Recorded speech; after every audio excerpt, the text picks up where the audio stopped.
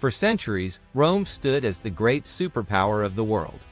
In the early centuries of our era, there was no rival to match its strength. Southern Europe, Africa, Asia, all these lands were under Rome's control. The Mediterranean Sea, which was the main highway of trade and travel in those days, was completely dominated by them. To the Romans, every land touching that sea was just another province to be ruled. Even the far-off island of Britain had felt the weight of Rome's legions when Caesar pushed his campaigns across the narrow seas. From the Rhine and Danube in the north to the Sahara in the south, from the western lands of Wales to the great rivers of the east, the Euphrates and the Tigris, Rome's empire stretched across a vast portion of the known world. At the heart of it all was the city of Rome itself, sitting proudly on her 7 hills, the undisputed capital of this mighty empire. For centuries she was unrivaled, until a major shift came in the year 330 AD. When Constantine the Great, the Christian emperor, decided to create a new capital in the east. He named it New Rome, but people didn't warm to that name.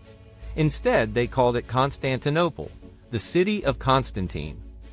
That city on the Bosphorus would later become famous as a stronghold of Christianity, even though it would face many different struggles of its own.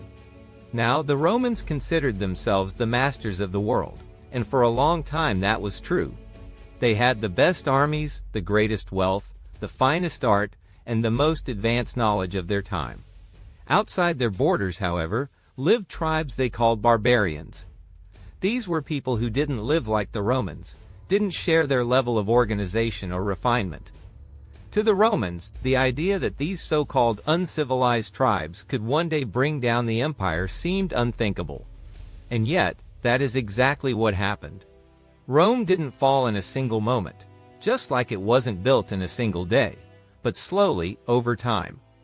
The collapse came from both internal weaknesses and outside attacks. Inside Rome, corruption and tyranny had eaten away at the system. Greedy officials and tax collectors cared only about filling their pockets. They placed crushing taxes on the middle classes, the very people who usually provide stability in a nation. Eventually, this middle backbone of society disappeared. Without them, Rome was hollow, and when the invasions came, there was no real strength left to resist. The turning point came after the death of Emperor Theodosius. He left behind 2 sons, both still children. The empire was divided between them. Arcadius took the Eastern Empire, ruling from Constantinople, while his younger brother Honorius, just 11 years old, inherited the Western Empire with Rome as his capital. It was the Western Empire, with Rome at its center, that would bear the full brunt of the barbarian attacks. One of the first groups to strike were the Goths. These were Germanic people, split into 2 main groups, the Visigoths in the west and the Ostrogoths in the east. They were tall, strong, with fair hair and blue eyes, but they were also unpredictable and often treacherous. At first, they came into Roman lands not as enemies but as refugees. They were running from an even more terrifying force, the Huns, and sought safety under Rome's protection. But before long, these supposed refugees turned their swords on the very empire that had sheltered them. Their leader was Alaric, a young and ambitious king of the Visigoths. Time and again he led his people against Rome. Twice, he surrounded the city but spared it. The third time, however, he showed no mercy. Rome was stormed, plundered, and stripped of its treasures.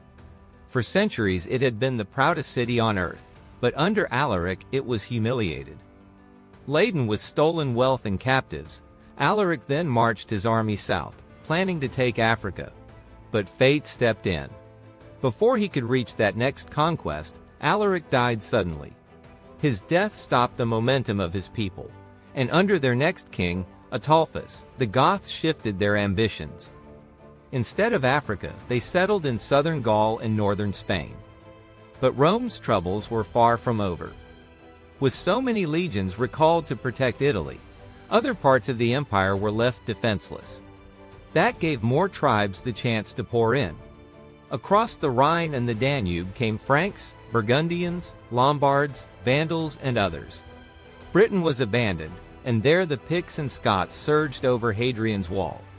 The Franks eventually made Gaul their home, giving us the beginnings of what would become France. The Burgundians settled nearby, and to this day, Burgundy in France still bears their name. The Vandals pushed into Spain, and even now the region of Andalusia carries their mark. The name comes from Vandalusia. The Lombards spread across northern Italy, and the region of Lombardy is a reminder of them. And across the sea, Angles and Saxons left Germany behind, landed in Britain, and transformed it into what we now call England. All of these tribes were of Germanic origin, and though Rome collapsed, out of its ashes, new Germanic kingdoms rose. But in the middle of all this, a far more terrifying enemy appeared: the Huns. Unlike the Germanic tribes, the Huns came from the steppes of Asia. They were unlike anything the Europeans had faced before. Small, fierce, with scarred faces and a nomadic way of life, they spent nearly all their time on horseback. They lived off raw meat, clothed themselves in skins, and had no permanent homes. Their riding was so constant that their legs grew bowed, making it hard for them to walk. But on their ponies, they seemed unstoppable. Wherever they rode, terror followed. The leader of the Huns was Attila, and his very name sent shivers across Europe. Though he wasn't tall, he had immense presence, broad shoulders, piercing eyes, and a cruel authority that made his men obey him without question.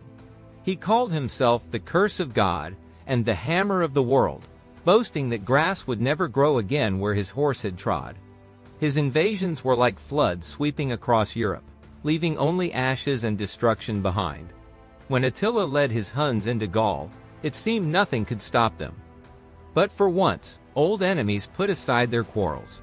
The Romans, led by the general Aetius, remembered as the last of the great Romans, joined forces with the Visigoths under their king Theodoric. Franks and Burgundians also united with them, forming a massive alliance. Near the city of Chalon, a brutal and bloody battle unfolded. Theodoric was killed, but the allies managed to defeat Attila. It wasn't a total destruction of the Huns, but it was enough to save Europe. This moment, often called the Battle of the Nations, showed clearly that Europe's future would belong to the Christian Romans and Germanic peoples, not to Attila's pagan horsemen. Still, Attila wasn't finished. The next year, he invaded Italy itself, leaving ruin wherever he went. Rome was once again in danger. But then something extraordinary happened. Instead of an army, it was a man who stood against him. Pope Leo I went out to meet Attila in person. With only his words, and perhaps with the bribe of Roman gold as well, Leo convinced Attila to turn back. The fierce conqueror, who had made all of Europe tremble, yielded. "I can conquer men," Attila said, "but the lion Leo knows how to conquer me." Shortly after, famine and disease weakened his people, and within a year, Attila was dead. His empire collapsed with him, and the Huns faded into history.